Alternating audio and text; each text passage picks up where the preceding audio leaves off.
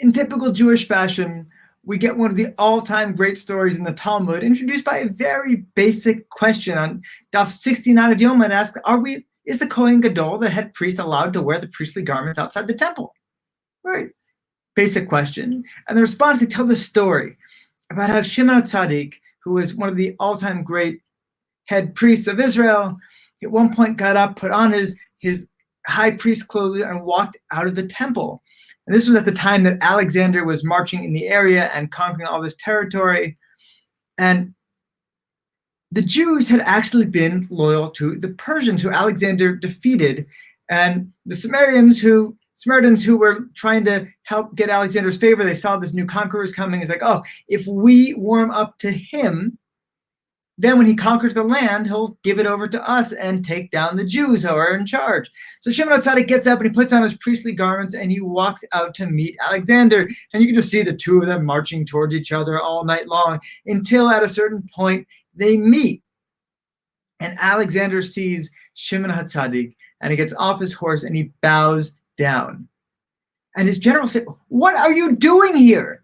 This is like, you're like the conqueror of the world. You're bowing down to some dirty little Jew. What's going on here?" And he says that every night before I go into a victorious battle, I'd have a dream of this man. I don't know who he is. I don't know what he's about, but there's something connecting my success to him.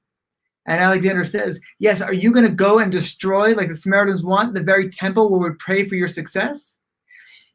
And this is the meeting of the two. Now, if you talk to historians, you talk to Greek scholars, they will tell you this never happened, that Alexander was never this close to Jerusalem, that it never actually happened. There was no encounter. But I really like what Mike, my co-author, says about this story. I think it's very incisive.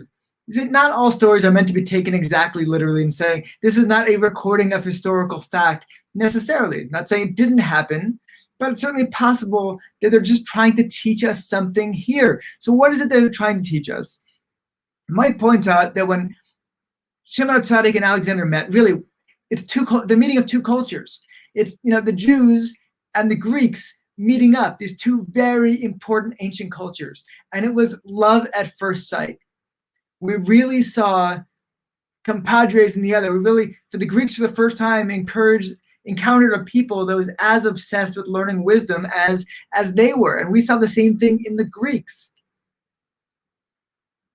But it's important when you get into this wisdom, because the Greeks and us, we had a very up and down relationship over the centuries we were together. There were times that there was just a real meeting of the minds and a real exchange of wisdom. And there were times when it was awful persecution and pushed into all kinds of horrible things. And you see, the Greeks really had a tremendous appreciation for beauty, and so did we.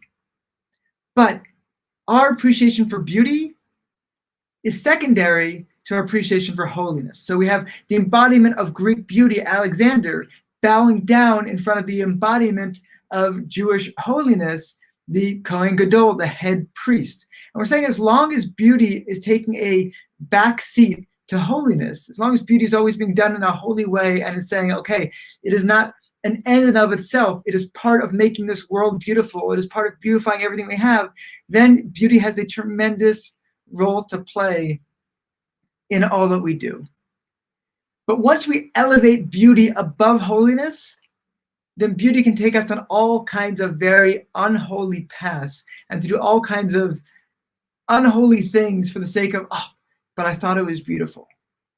Or I thought it was, or if you look at wisdom versus holiness, it's the same thing. The Greeks were beauty and wisdom. If wisdom is above holiness, it creates all kinds of problems. If wisdom is subservient to holiness, then it's got its place in our world.